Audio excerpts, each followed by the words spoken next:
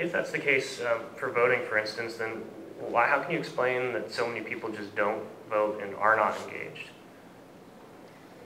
I believe it all starts at education. It's the same fundamental issue over and over again.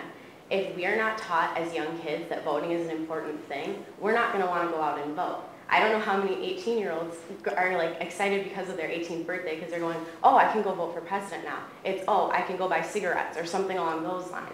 So I think it's a societal thing. And as adults, we need adults to help us change that. And as this upcoming generation, we need to make sure that this is changed for our kids too. Let me throw some back on your shoulders. You're going to go back home to Wisconsin and you are going to have had this experience, you've taken this course. What's the killer argument you're going to make to your classmates of why they should get involved? I would say the killer argument would be if they don't vote, go out there and vote, their voices aren't necessarily heard. I mean, many people believe that their vote is sort of diluted because there's like 700,000 people per representative.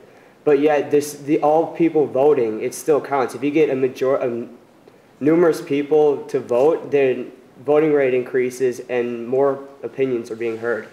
If people aren't voting, there is an opportunity for the majority's opinion to not actually become what is law. Like with the factions stated in Federalist 10, if all these people, like just specific groups, are going out and voting, but the mass majority isn't, then there's going to be more specialized laws that a lot of people don't actually agree with. Many times people are quick to criticize government, but however, if they don't vote, then there's no way that they can influence their government. They need that enlightened self-interest that Tocqueville observed when he visited America.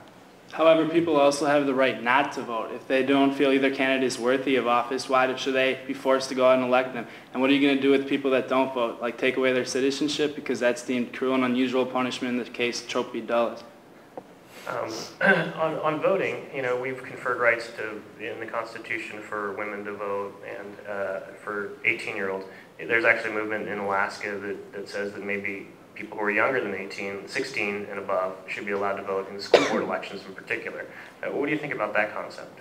Considering there are only 3 states in the United States that require a civic course before graduation, I do not think that would be appropriate, because I don't think that kids young enough, if they're not given a class to teach them that, there's not very many that are going to go out and find it on their own. So we're going to be adding uneducated voters, and that's only going to ruin what we already haven't established very well.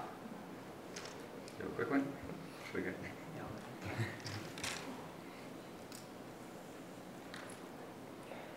Tocqueville talked about relying on local people doing things, getting things involved. You talked about the fact the federal government ought to be, is more involved.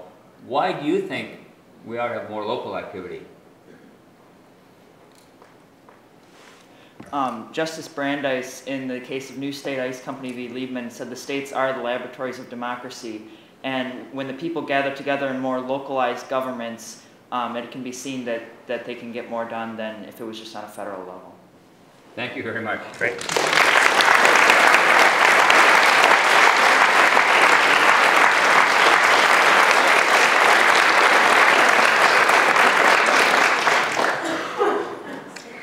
We enjoyed your very spirited and interesting discussion very much. You started out by saying that liberty, equality, and representative government were the bedrock of our society, and then you just left us there. If I'd had an opportunity, I would like to have come back and ask you why, and particularly you included equality there, but then you kept qualifying how much equality as you went ahead in the discussion. So I was not sure where you ended up in terms of the concept of equality as opposed to the responsibility that government might have for promoting equality, or how much of it was possible. I liked your citations of the 14th, 15th, 16th, and needless to say the 19th, the best amendment to the Constitution. I liked your reference to the Universal Declaration as you were comparing and contrasting them. I thought some of the legislative acts that you cited were very good examples. and I appreciated your observations in respect to enlightened self-interest. Very interesting presentation. Thanks. I thought you did a really fine job. You know, starting off with kind of going systematically in a systematic approach, talking about some of the constitutional effects on a vibrant democracy, and then going down through congressional law and court cases. I thought was it was a good way to do it. I wish that we had heard a little bit more, like Margaret had mentioned, about the equality in your opening statement. I don't think we actually got to that point again, and maybe it was answered a little bit during the questions and answers. It looks like you did a lot of research in it, and because you had a lot of good supporting evidence in the answers that we heard.